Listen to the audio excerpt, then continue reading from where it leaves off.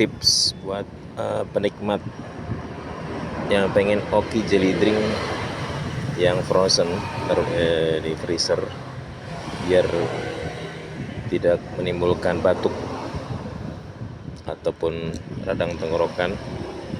Jadi saat kita minum, kita diamin dulu.